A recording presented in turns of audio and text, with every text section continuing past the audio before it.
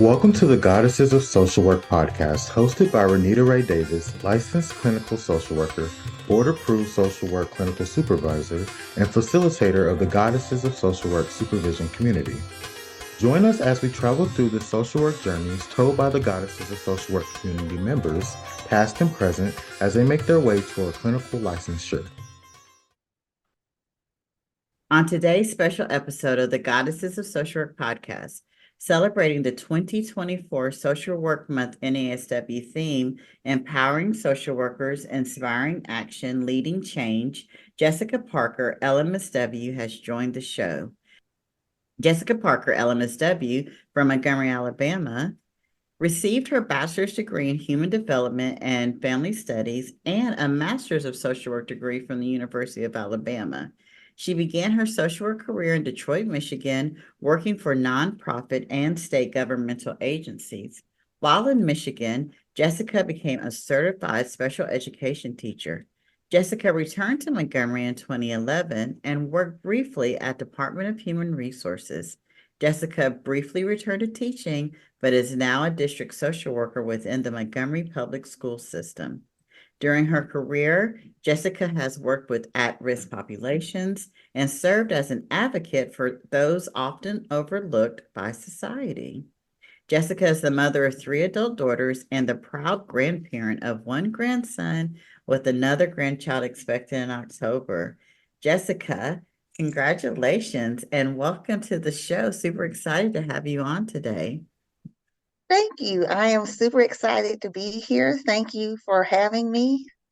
Yay. Jessica, the motivation behind this year's social work theme proposed by the NASW, Empowering Social Workers, Inspiring Action, Leading Change, states that social workers need support to meet the high demand for their vital work and should get higher pay.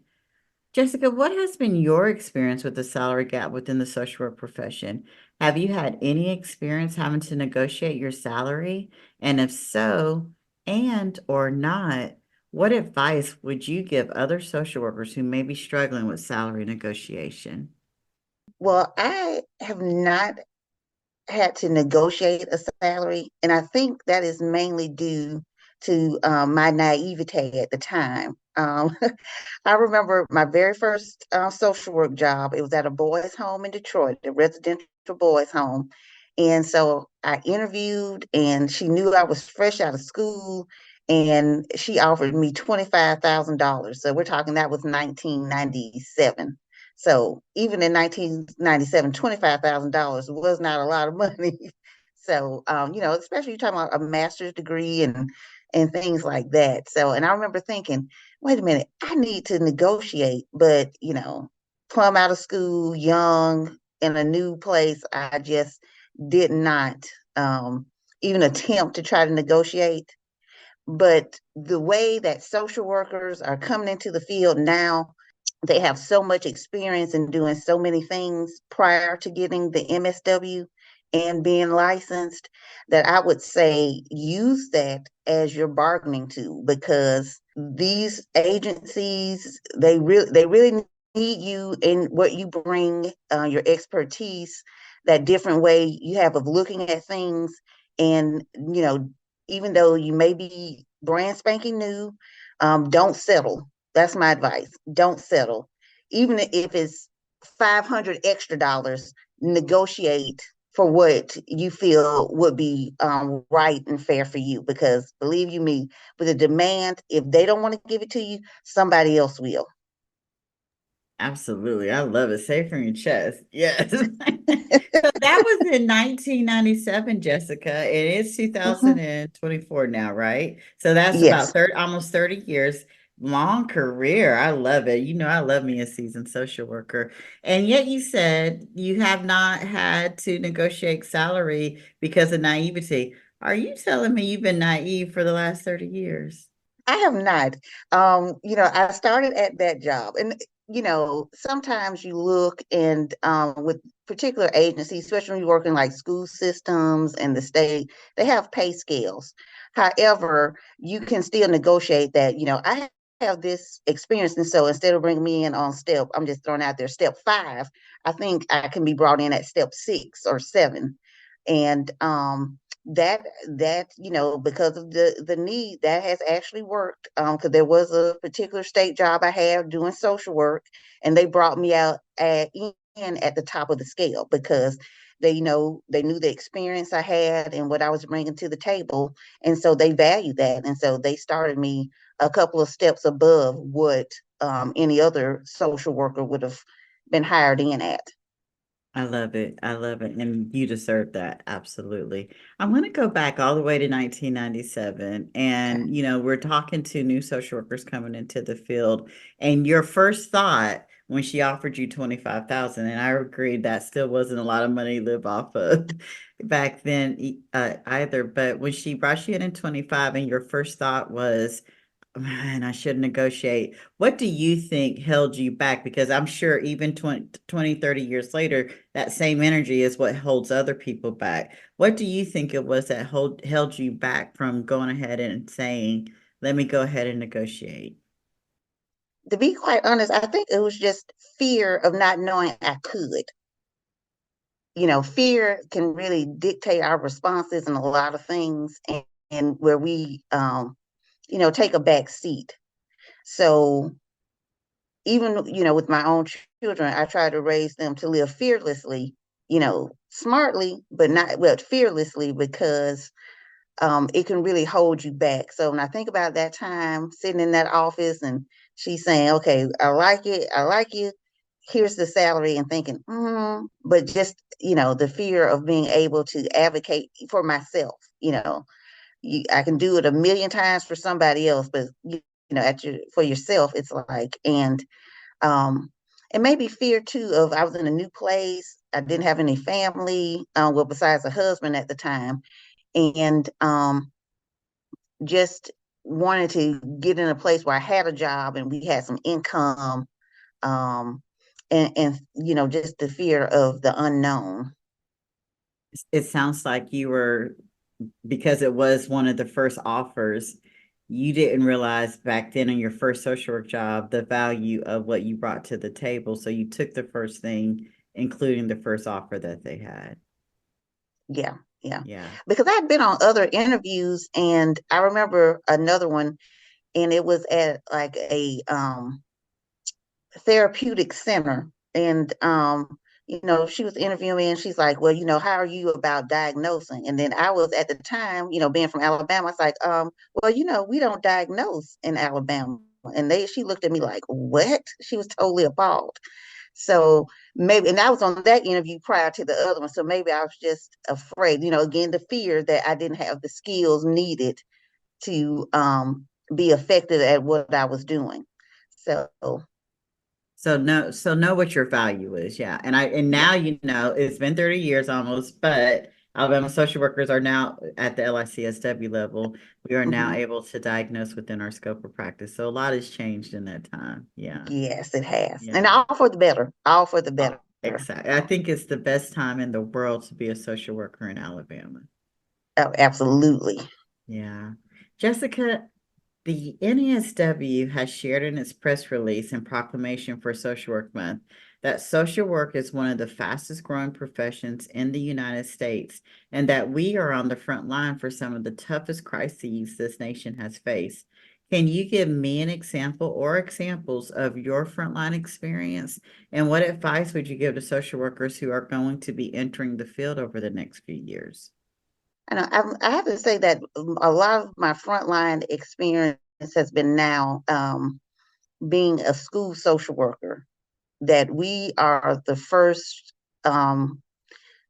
called into battle, so to speak, because there's an expectation that, and this is social workers everywhere, that you have to know a little bit of everything. You have to know federal law, school policy, state law, NASW code of ethics. So just waving the flag of that, okay, here I am, here's what I know, and this is what's ethically sound to do. And particularly from the social work standpoint. And I mean, really, and that rolls over to things that are ethically suitable for anyone in any position, really. And I find for myself, I have a lot of passions. So when it related to social work, things of interest that I like to know a lot about. And so for anyone entering the field, I would say take some of those side passions that you may not be your main focus and develop those and get to know those and really be in relationship with those so that when you're called upon, you're ready because you never know how that's going to play out in your workplace that you because usually social workers have things of interest that are kind of unique. I'll put it unique, and so that uniqueness, molds our thinking and empowers us to like be able to go across several settings. And so we're just, social workers are very fluid. So for anyone new and coming into the field, I would say never give up your side hustle, your side passions, because it really will come into play with regardless of the popular I feel regardless of the population that you work with. And don't be afraid to advocate for yourself, if even in whoever your client is, or um, don't be afraid to be that lone voice that says no, or that's not right, or I don't think that that's effective, that's an effective way to do something, because people need that challenge. It seems like people need that challenge, and we provide that. Now oftentimes I have to provide, I have to be the one that says, you know you're in these meetings, let's say you're in these meetings, and folks want to kind of get through the meeting and move on to the next thing. And so you kind of like let things slide. Will let things slide or go along with the group because you're ready to get on to the next task. And that's not just the most ethical, practical, fair thing to do. Because I also have I'll say to social workers come to field, know who you are too. It took me a long time to realize I have a strong sense of fairness, so a lot of things that I do, it has to feel fair to me. And so sometimes that means I'm the holdout, the one that everybody's trying to convince, like this is what we need to do. And like I know me, and if it's not fair to me, then it's like no. Like, I understand you're trying to convince me, but it's still not gonna fly with me. So really knowing, I would say people knowing coming into the field, really know who you are and don't be afraid to stand by your values. Because we all have a purpose and it's different. Everyone's is different. And being true to fulfilling that purpose with who you are, with your God-given gifts and abilities. Don't shy away from those. So and I know it can be scary, but just stick to your guns. You're going to be a great mentor if you're not already. I love it, Jessica. I heard two things, and so I'm kind of repeating a little bit what you said, but I'm going to give a specific example. So, for instance, we have a lot of social workers who are into music or into the creative arts, and because they came into social work and got this textbook way of doing things, they no longer are bringing the creativity into their practice. And so I've been talking to social workers who enjoy, do music or play musical instruments or even were in theater. And I'm asking them, how are you bringing that into your practice? And so not giving up, like you said, something that you're passionate about and who you are, not giving that away, or stop doing it just because you're a social worker. In fact, bring your whole self into the space with your clients is the first thing I heard. And the second thing I heard you say was, social work is not a popularity contest. We have such big, beautiful hearts, and we want we come out here, we want to save the world or whatever. And so we think that to do that, we got to be nice and kind. And we are, and most of us are nice and kind and gentle people, but we have to be firm, especially if we're going to create change. Change isn't always rainbows and sunshine. And so what I heard you say was, sometimes people don't like you because you're holding out. And you're like, not, that's not fair. We're not going to move from this issue until it feels fair and it's right for both the client and the organization or agency I'm working for. And that means that you may not be popular all the time. And those are two things I heard you say. Absolutely. And it's interesting you bring that up about music and how some people shy away from that because now, you have this textbook social work or you learn something at your practicum or whatever. And right now I'm at the National School Social Workers Conference, and I went to a session today about experimental therapies. And so why not take your passion, be it sewing or music or, you know, training puppies, I don't know, and using that with who you serve, because it's something you're good at, something that you can deliver effectively and um, help somebody with. So that's why I encourage you don't give up those side passions.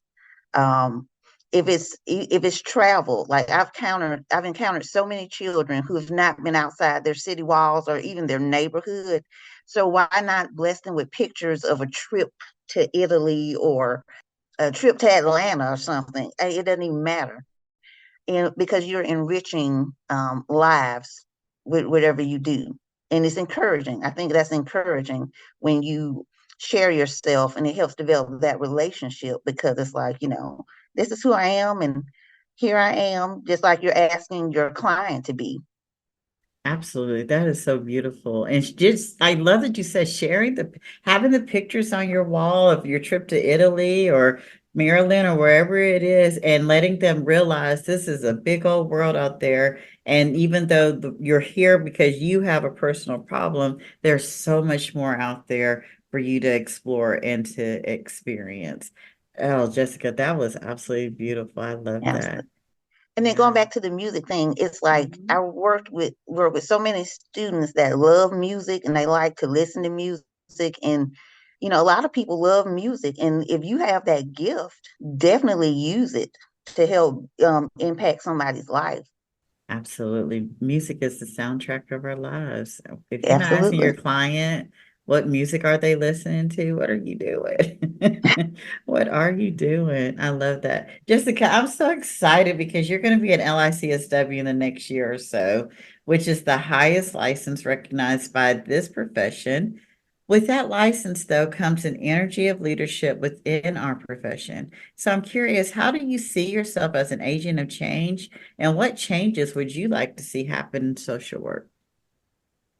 After I become an LICSW, I really, being here at the conference, I really hear the need, if that's the right word, to keep advocating for social work, just social work, no matter where you work, period. To be given that respect and upfront, because I mean, we usually get the respect after we come in and put out some fires, but to get that upfront, to I really wouldn't mind working in an educational setting, like a school of social work, to help develop young social workers and pour into them and let them be the next generation, guide them into being the next generation of world changers.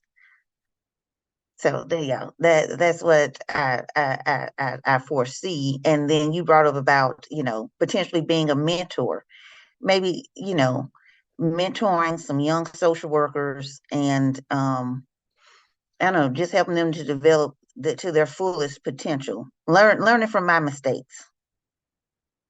I love that. And I hope that's what we're doing today with this podcast episode, right? Pouring I into hope I, some I young hope people. so. Yes, I love it. I love that you said world changers. Come on, because social work is global. It's just not within your city or state. It absolutely is global. What would you like to see change within our profession? I think what I would like to see change, the big thing is an equitable licensure test.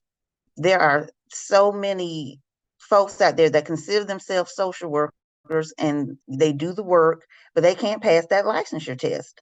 And so I, I don't even know if there could even be a different path to licensure other than a test. I don't know. There's something that needs to happen with that test, because I can see there are passionate, qualified people who are held back because they can't pass this standardized test. So that is one thing I would like to see changed, or like, I definitely think you need that accountability, that standard, but maybe there can be some different paths to getting to it other than this straight cold test based off some stuff you learned, for me, 30 years ago, 32 years ago. So, yeah, I think that would be one of the biggest things. And going back to my thought too on social work education, I think there's many other things like, back when I was in school, we had a path. You did clinical, medical, child, and family. Those were your three choices. But because social workers can do so many different things, I think we need to tap into that potential as far as social work education, and letting people take whatever they feel they need to be able to practice when they're done with school, or develop new tracks, maybe a school social work track, and other things that social workers are into, that you kind of get into a position and you learn and develop yourself, administrative, policy writing, things of that nature that you kind of get into once you're in the profession. But it wouldn't hurt to have some preparation at somewhere, so that you're even more equipped to handle those things.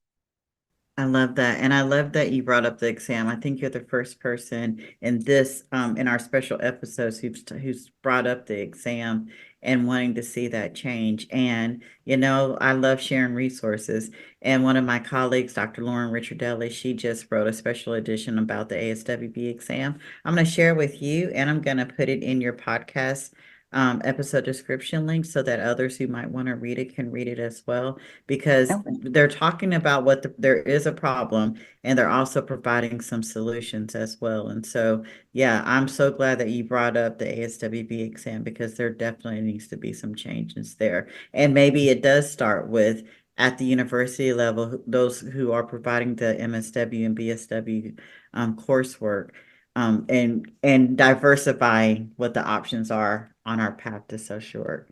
Yeah. Yeah. Jessica, thank you so much for coming on the Goddesses of Social Work podcast. It was such a pleasure to have you. Well, thank you. It was a pleasure to be here. I can't believe it. That's it. That's it. Thank you for listening to today's episode of the Goddesses of Social Work podcast. We are glad you were here. If you like this episode, please come back to hear more stories of the journeys through social work, and please leave us a review on Apple or Spotify. See you next time here on the Goddesses of Social Work podcast.